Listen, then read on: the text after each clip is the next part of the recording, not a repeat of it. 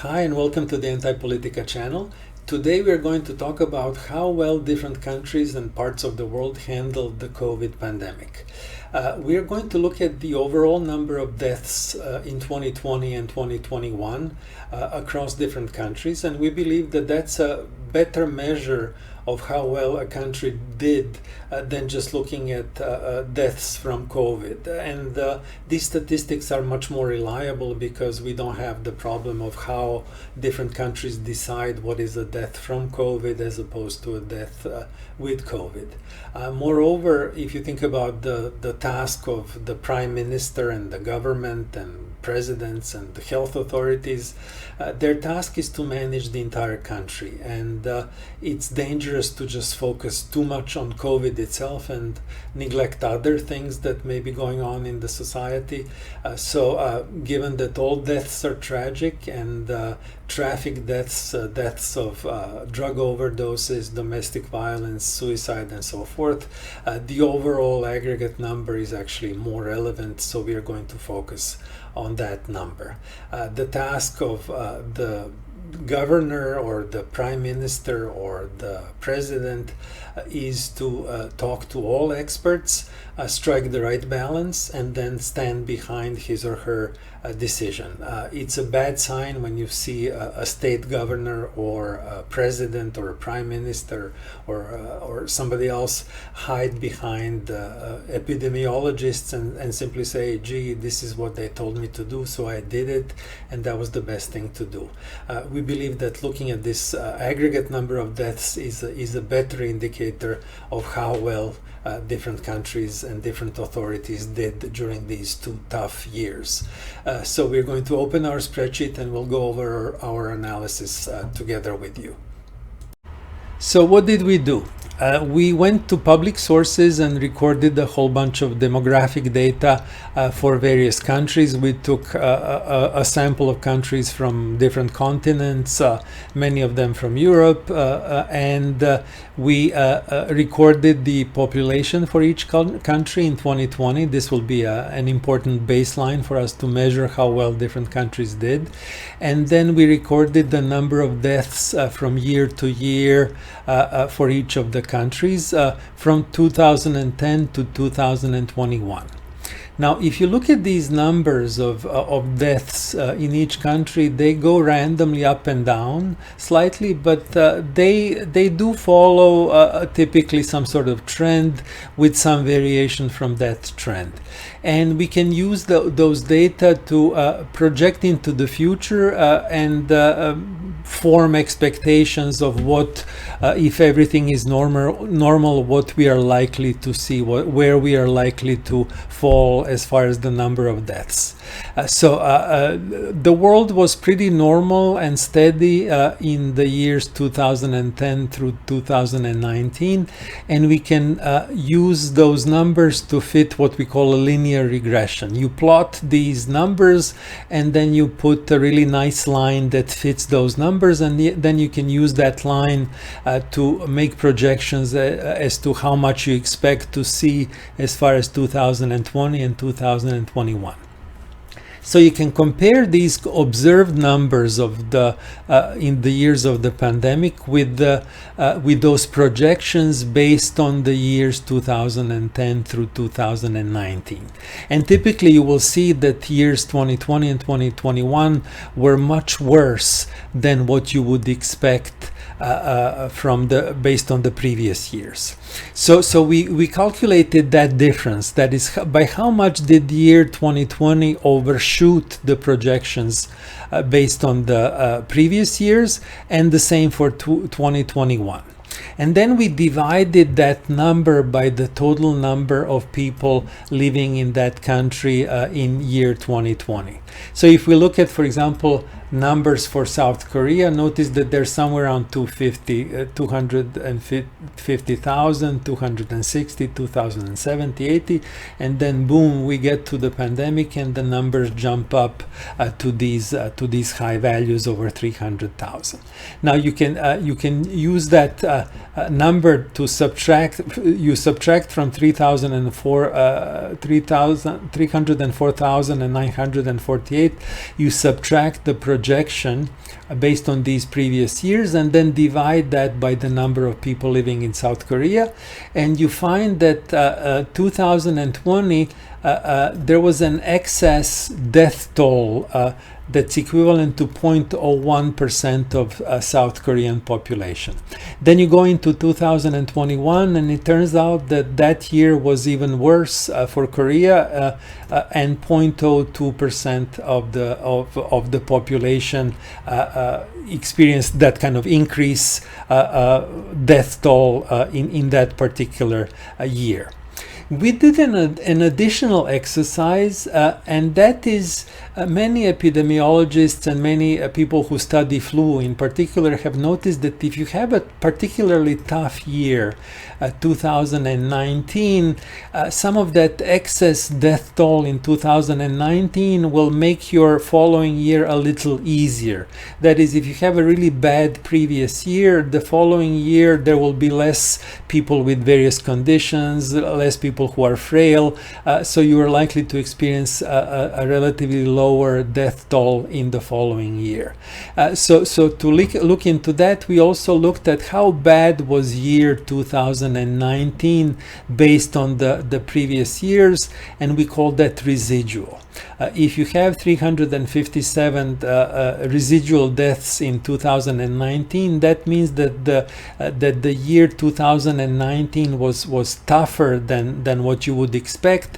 So that makes year 2020 slightly more likely to be relatively easier. So we do that correction for year 2020 here, just to kind of as a matter of exercise to find whether that kind of year 2019, whether it was good or bad, how it might have impacted the number of deaths in 2020. So we have two kinds of sums: the raw sum and the corrected sum that looks into how bad or good previous year was. And these numbers are sufficiently close, but sometimes it may be useful to look into this difference. Okay, so this is what we did. This is the nature of our analysis. We're looking at excess deaths in 2020 and 2021. That is the deaths that go beyond what you would expect based on the projections from the previous years, and we divide that by the number of people living in that country to find that kind of percentage that gives us a sense of how bad or how good the country did in these years of the pandemic. And looking at these numbers, we see something interesting about New Zealand and Australia. New Zealand and Australia actually recorded a smaller number of overall deaths than you would project based on the previous years. And we believe that there could be some interesting explanations of that. There could be some additional ones. But the first thing that comes to our mind is that New Zealand and Australia had the really draconian lockdown that basically shut down everything in the country. And what might have happened is that of course, there were some COVID deaths in New Zealand and Australia, but that was maybe somewhat compensated or more than compensated by the relatively lower number of traffic deaths and work accidents and other things of that nature. If you shut down the country, there are less deaths due to various activities outdoors, travel, and so forth. So we believe that New Zealand and Australia actually went too hard and went overboard, and they in a sense killed the economy and life in the country in order to fight COVID, and that kind of going overboard is showing up in these numbers. New Zealand experienced 0.04 deficit in death rates based on the projections during these 2 years, and it will be interesting to see how these two countries do in 2022. And it will be interesting to observe other consequences that may appear further down the line, such as effects on education and so forth. If you in a sense, it's impressive how they were able to crack down on COVID, but we have our doubts about the validity of fighting COVID by measures that are overly draconian, and that kind of becomes clear as soon as you look at the numbers for Japan. Japan has also experienced virtually no effect. If you compare the figures for Japan and Australia, these are within a margin of error differences. Japan almost has no effect of COVID whatsoever, based on the projections and the actual experienced number of COVID deaths. If you look at the numbers, their number of deaths in 2020 was actually again lower than in 2019. So it's a negative 0.02, and then they had an increase in the year 2021, which amounted to 0.02% of the population of Japan. So truly impressive figures without shutting down the entire country with measures that in our view are much more sensible than what was done in New Zealand and Australia. Another interesting example, Nigeria. Sub-Saharan Africa did really well during the pandemic. You can argue that some of that may come from the inherently younger populations, but we'll shed some more light on that question later on. But looking at the numbers for Nigeria, it's truly impressive. They felt almost no effect of COVID, and again with very liberal policies as far as the economy and life in general. South Korea, another Asian country with very impressive performance. Over the 2 years of the pandemic, their excess death rate is virtually zero. It's 0.03%. So that's truly impressive. Another impressive country, Norway, which apparently has an excellent health system, was able to really control the pandemic really well. They had no increase in deaths beyond the projection in 2020, and then just 0.03 in the year 2021. The corrected numbers are slightly higher, but the correction is just really minimal. It turns out that they had a tough year 2019, which made they had excess deaths beyond the projection in 2019, and that made it easier to handle the pandemic, because unfortunately some of their frail and people with other conditions deceased just prior to the pandemic. And then we go on to other what we call gold standard countries, which is this kind of shade of yellow or gold color in our spreadsheet.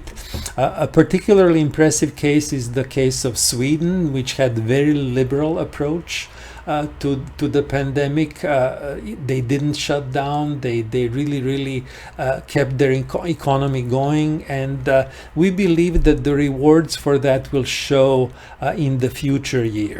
What Sweden did, and notice that Sweden actually had a very good year 2019 with a relatively low death rate, which set them up for a big increase in the following year 2020. But if you do that kind of adjustment, their increase in deaths in 2020 was 0.05%, and once they finished that year, the following year they were back to normal, and they had zero effect of 2020. The fact that we were still in the pandemic, Sweden was living pretty normally, and they didn't even have any excess death rate. Impressive performance from Israel, Canada, Denmark, Germany, Thailand, and France as well. They kept it below 0.1%, which is truly impressive. And it's interesting how, if you look at these outstanding cases of these countries here to the left and these countries, we see that it's a bunch of Asian countries, a bunch of African countries, and a bunch of developed Western European countries that were really able to control the pandemic and help their people and experience kind of minimal death toll as a result of that. Especially early on in the pandemic, everybody was really afraid and scared, but it turned out that these numbers are even though each death is obviously tragic, these numbers are actually encouraging and impressive in many ways. Moving on to our silver standard, countries that experienced between 0.1 and 0.2% increase in death tolls. We have again Austria, Netherlands, UK, Spain, which are developed Western European countries, but then also countries like Senegal and Tanzania.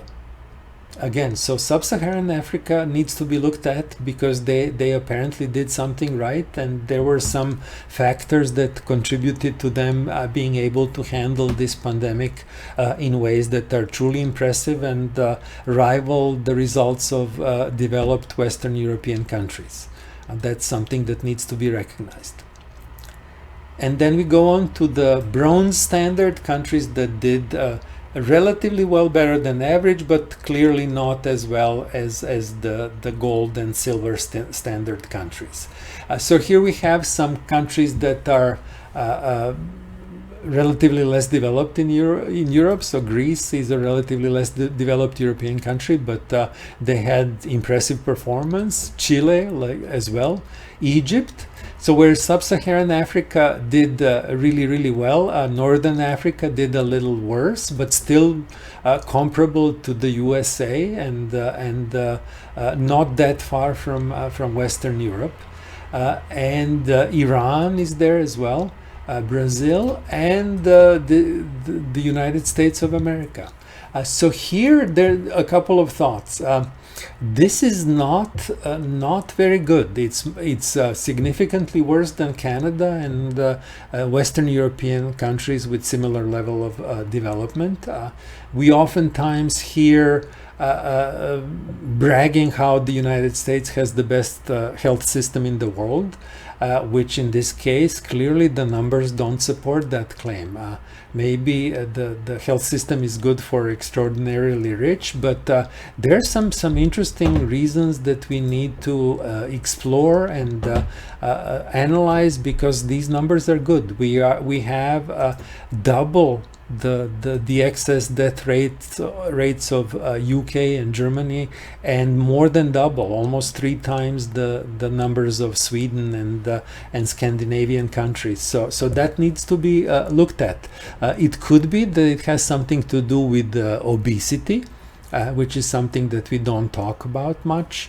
And it also could be that the United States doesn't have a universal health coverage, so it could be that people who are uninsured and people who have high co-pays, that they're reluctant to go to see a doctor, and then they show up at emergency rooms when it's too late.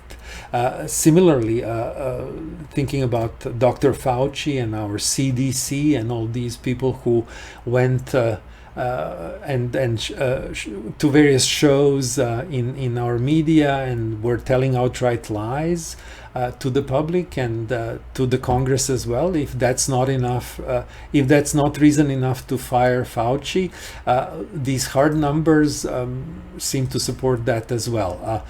If we are so far behind the other developed economies, maybe the first step would be to fire people who were in charge and look for some fresh insights and fresh sources of knowledge and inspiration, because these numbers are clearly not good for a country of the level of wealth and development of the United States. Then we go on to countries that did kind of subpar, but they still managed to control the numbers and were able to handle the pandemic. It could have been better, but it wasn't tragic. Here we see a bunch of Eastern European countries such as Croatia, Hungary, Poland, Slovakia, Montenegro, and Albania. And we also see India here. India did okay as far as these numbers, and then South Africa, which is an interesting case. It's a relatively more developed African country, but it turns out that the poorer Sub-Saharan Africa that doesn't have the kind of health system that South Africa has, they ended up actually doing better. So that's an interesting topic for study. Why did Nigeria do so much better than South Africa and Senegal and others as well? And then we get to countries that had almost 0.5% death toll over these 2 years, and some did even worse. So we're talking about a bunch of Eastern European countries, but then also interestingly Mexico. Mexico lost half a percent of its population, which is a sizable number.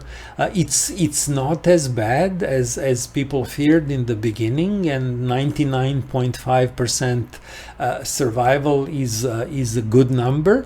But this number of 0.5% is sizable, and that we are talking about thousands, hundreds of thousands of people.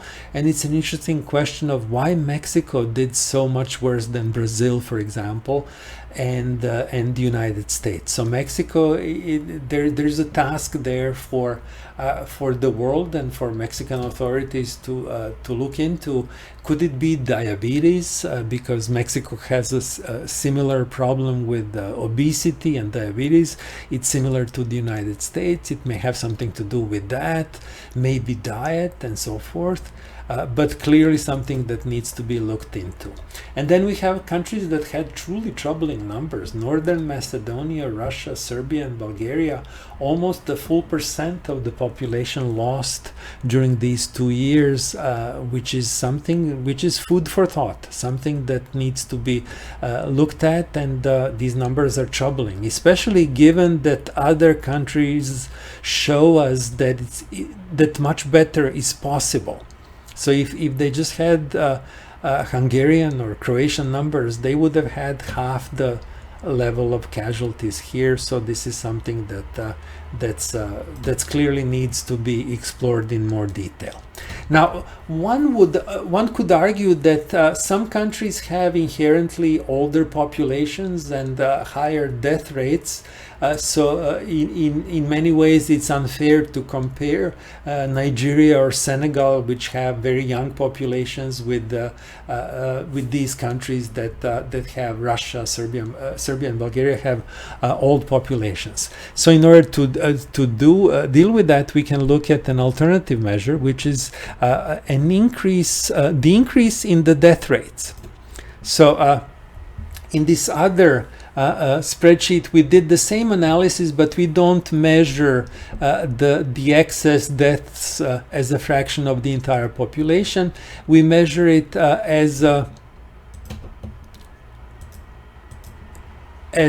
we measure the ratio of the observed deaths divided by what is projected. So by how much did we overshoot the projection with actual deaths in 2021 over what you would expect based on the projections from the previous years.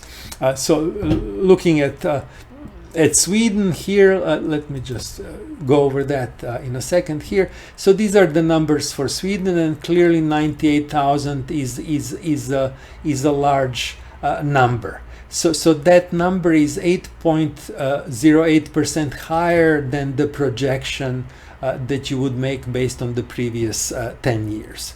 So that takes into account the death rate, and the death rate is a good substitute for how old the population is. If you have old population, your death rate is going to be relatively higher. So if you compare your new results with your baseline death rate, you're taking into account the age of the population, how difficult your job is. is. So here again, notice how New Zealand and Australia actually experienced lower death rates than the projections would suggest. So in 2020, New Zealand had a death rate that was 5% lower than the projection for New Zealand based on the previous years. Again, this was due to that kind of hard lockdown. New Zealand and Australia had actually a lower death rates in these 2 years by significant numbers, and again we believe that's something that's due to their overly harsh policies with respect to lockdowns and whatnot. Now the same set of suspects shows up again, and this is what we wanted to focus on. Even if you measure Nigeria with respect to this measure, they're still in the gold club. So Nigeria did something really good and had a very good approach to this, or something happened in Nigeria that made their numbers truly impressive. And again, South Korea and Norway did well, and Japan did well. Over the 2 years combined, they experienced less than 5% of an annual expected death toll. So the 2 years brought excess death rate that's equivalent to less than 5% of the annual usual death toll. So that's again impressive. As far as other countries, we see that Germany, Sweden, Denmark, and Canada still did well, and our silver club is this time France, Thailand, Israel, Austria, Netherlands, UK, Spain, and Greece. So we see that again, the Western developed countries did well, Asian countries did well, and Sub-Saharan Africa did well as well. Now our bronze club, Italy, Senegal, Croatia and Hungary jump ahead of the United States, and Tanzania and Senegal. Sub-Saharan Africa is still doing relatively well. And again, if you look at the United States, the same troubling number shows up. We have over the 2 years 30% increase in 30% excess deaths, and that's double or more than what Western Europe experienced. And that's that's food for thought. That's something that needs to be analyzed after we fire Fauci and a bunch of others, Dr. Birx and so forth, who were busy going on TV shows and not doing their job, or doing a lousy job of controlling the pandemic. Countries that did okay but kind of subpar: Egypt, Chile, and again a couple of Eastern European countries. And again we see a bunch of Eastern European countries, in addition to some who could have better taken care of, they could have better taken care of their older population. So we see Brazil here, whereas Brazil had an impressive overall performance with respect to overall death toll. They didn't really protect their elderly folks as well as they possibly could have. So their increase in the overall death toll is 46% for these 2 years, and it's particularly the second year that's troubling. The same thing with Tunisia, which is a northern African country, and they have a relatively young population, so they did well overall. But as far as their elderly folks, there was a big jump in the mortality that they experienced in these 2 years. So roughly 20% per year. Their first year was okay, but then the second year they experienced a big loss of life. So on average for these 2 years, they are experiencing roughly 20% increase in the death toll over what would be the projection based on the previous years. South Africa, the same thing. So South Africa, Brazil, Tunisia, they're not holding up as well as Sub-Saharan Africa. And in addition to that, we have the Eastern European countries that we referenced before. And the worst performers in this case, so where Serbia, Bulgaria, and Russia do relatively a little better when we take into account how old their populations are. Northern Macedonia, and now India jumps to the front, and Mexico. And numbers for Mexico are truly frightening. Their death rates are 82% for these 2 years. So roughly speaking, each of these 2 years of the pandemic, the death rate at Mexico is around 40% higher than what you would expect based on the projections. So if you think about their funeral homes, they're expecting a huge jump in the number of deaths, and it's almost like 50% year after year. So that's a truly frightening number. Thankfully, Mexico has relatively young population, India as well, but these are big jumps in the mortality rates that these countries are experiencing, and that's something that needs to be studied. When you study these things, you want to look at particularly bad outcomes to try to identify things that you want to avoid, and you also want to look into particularly good ones, gold standard. What is it about these countries that made them perform so well? What is it about Sub-Saharan Africa, Asian countries, and Western European countries that made them perform well? It seems sensible to assume that Sweden, Denmark, Germany have just excellent healthcare systems, but then there could be also something in the diet. We see Scandinavia and Asia, maybe something related to the intake of fish, vitamin D. We don't know, but this is clearly something that needs to be studied. So to summarize our findings, let's just go over the findings here. So outstanding results we see New Zealand, Australia, Japan, Nigeria, South Korea, and Norway. Gold standard Sweden, Germany, Denmark, and Canada. Gold, silver France, Thailand, and Israel. Silver standard Austria, Netherlands, UK, and Spain. And then silver, bronze Senegal and Tanzania and Greece. So we still have Sub-Saharan Africa doing better and possibly teaching a lesson to the rest of the world. Bronze standard Italy and the United States. Italy was center of attention early on in the pandemic. They had some hospitals being overwhelmed and so forth, and the United States, unfortunately, not doing as well as we would like to expect. Almost bronze, countries that did well, given their level of development and given how other countries in their neighborhoods did, Croatia and Hungary, Chile and Egypt. It could have been better, but it was good compared to other similar countries. Not great, Tunisia, Brazil, Iran, Montenegro, and Poland, so Eastern Europe, and some Latin Americans and Northern African countries. We saw problems in India, Slovakia, Albania, South Africa, and Romania.